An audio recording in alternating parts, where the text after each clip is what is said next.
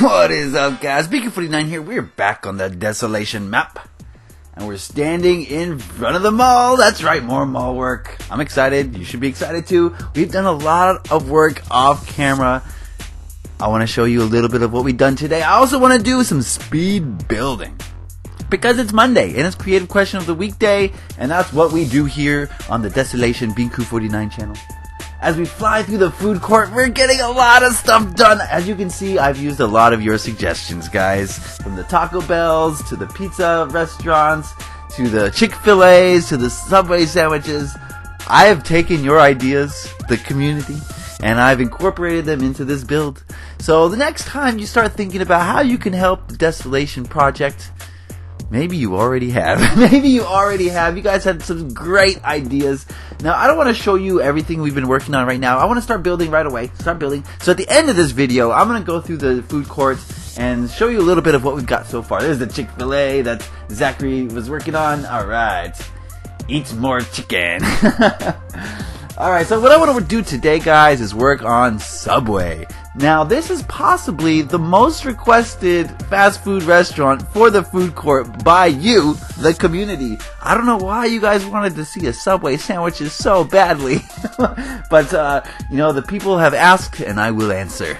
I will answer with a Subway, and it's gonna be the most generic Subway you've ever seen. As soon as you see it, you'll be like, oh, that's a Subway. Nothing too fancy, nothing too plain, it's just Subway. So I'm gonna build in fast forward motion for you guys. And, I'm following a kind of a formula with all of these mall food court stores. They're all fast food. None of them are sit-down restaurants with waiters, because you basically, you take your food, you take it to the tables, and then you eat it there. You don't go inside the restaurant. These are basically just stands, as I guess you would call it. That's what that mall serves. In most malls, you have these stands where you get cheap, easy food. Some malls have restaurants, of course. Actually, most malls have restaurants, but not this one. Not in the food court, anyway. Alright, guys, so let's get into the creative question of the week, because I want to talk about it. Alright? Be sure, guys, to leave a creative question in the comment section if you want to get up on the video. You know what I'm saying? I am having a lot of fun answering your questions. At first they were all kind of similar, but then you guys started branching out. You're asking more and more eclectic questions. Look up eclectic if you don't know what that means. And so now, we're getting into a variety of stuff here. I like it. So today's question comes from Dan Hall. Thank you for your question, Dan. He says, do countries need an army? Short and sweet and simple. I like it. Short and sweet and to the point.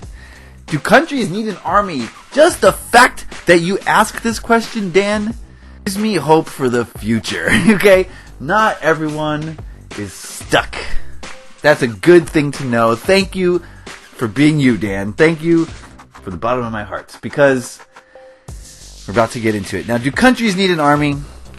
I'm just going to give my opinion, guys, okay? This is just my opinion. You're allowed to have whatever opinion you want. All I ask is that you hear me out, okay?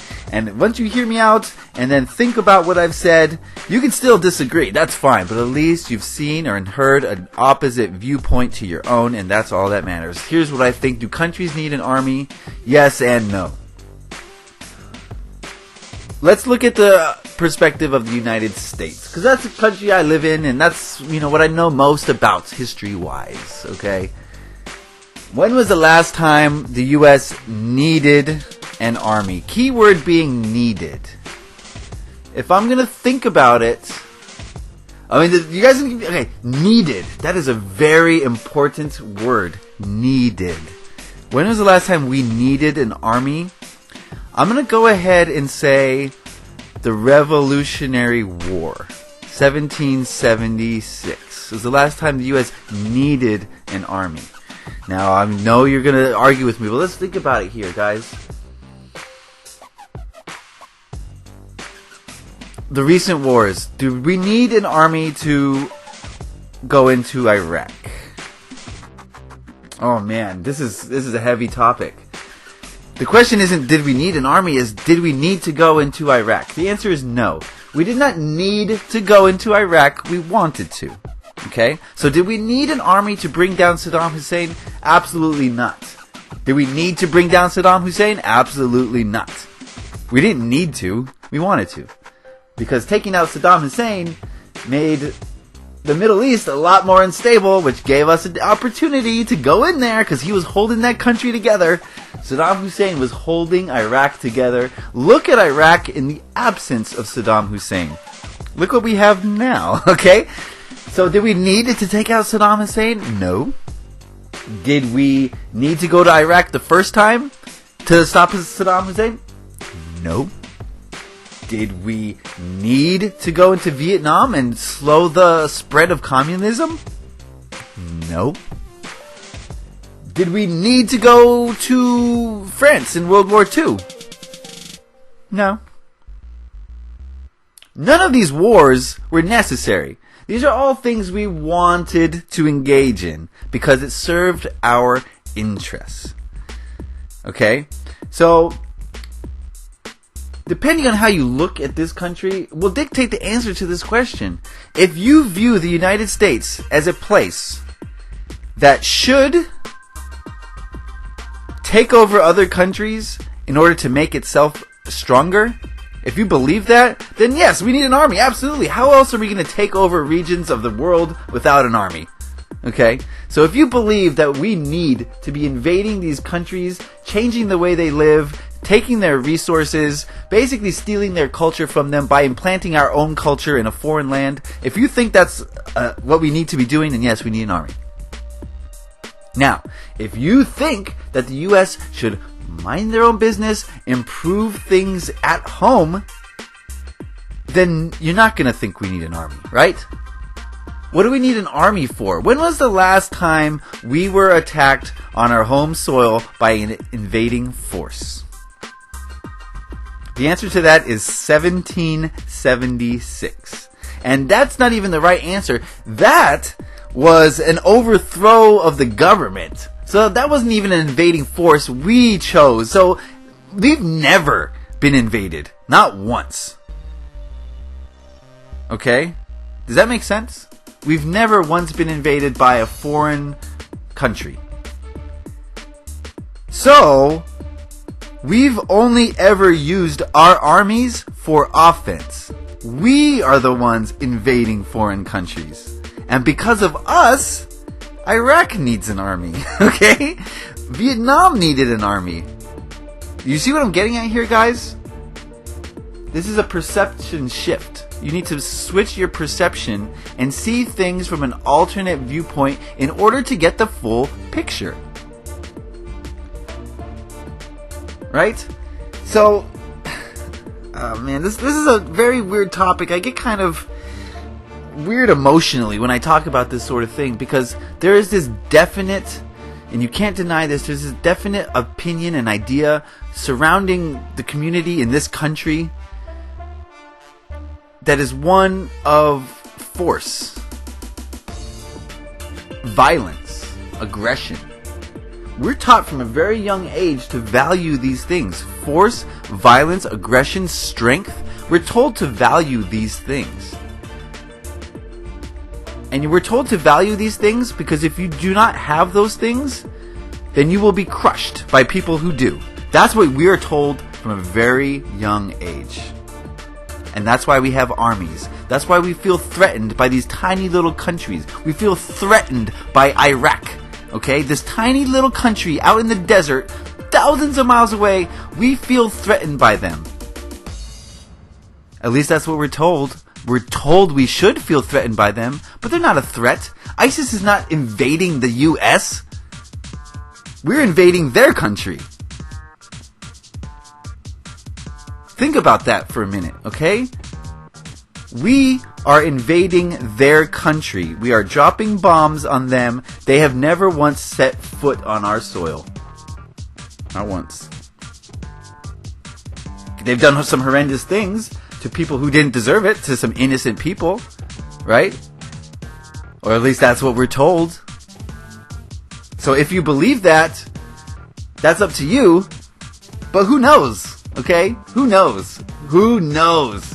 What I've been trying to tell you guys from the very beginning of this channel is that the media is spoon-feeding you lies. Okay? So you don't know what's true and what's not.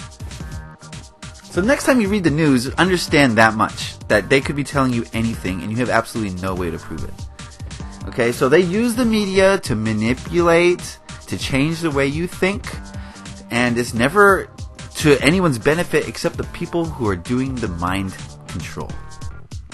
And the people who are doing the mind control are the people who control the armies.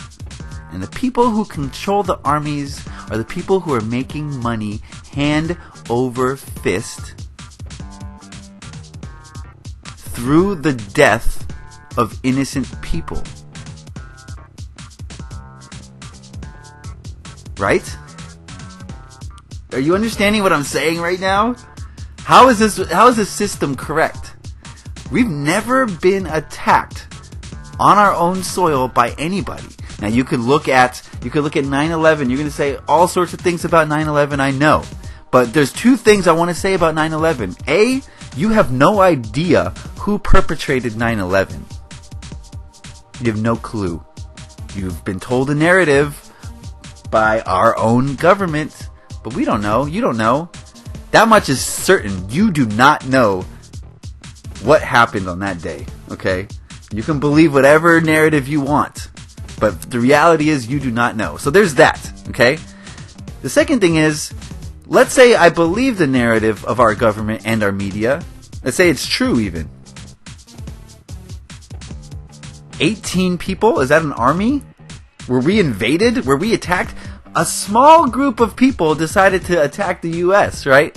Does that mean the entire Middle East should be bombed into oblivion? Okay? If a group of people, if let's say 18 Americans are frustrated with China and the way that they're exploiting their workers, and we go over to China, 18 of us, and blow up a factory, does that give China the right to send bombers into the US and flatten our major cities? Because 18 people went over there and did something bad. Does that give China the right? I want you guys to think about this, because this is serious. This is real serious. 9/11 was the catalyst for a complete... What's the word here? I don't want to say a takeover. Maybe we can call it invasion. An invasion of the Middle East. It was the catalyst for us to give up a lot of our rights at home. Do you guys know how many rights that we've lost because of 9/11? Anyone who's traveled through the air has gone through the TSA. You know, we've got the Patriot Act where the government can legally spy on you. I mean, where does it end? Where does it end? This is a slippery slope. We're headed towards a new world order. And you have two options. You can either accept the status quo and become complacent with it and just say that's the way it is. I trust my government to take this to the right place, to take our future into the right direction. You can be that guy. That's your choice. Or you can say, wait a second, something is not right here. Something is not right. And something needs to change. And at that point, you have to be the catalyst for change. You have to change your own life in order to affect change in others. Okay? Be the change you want to see in this world. You have to live it.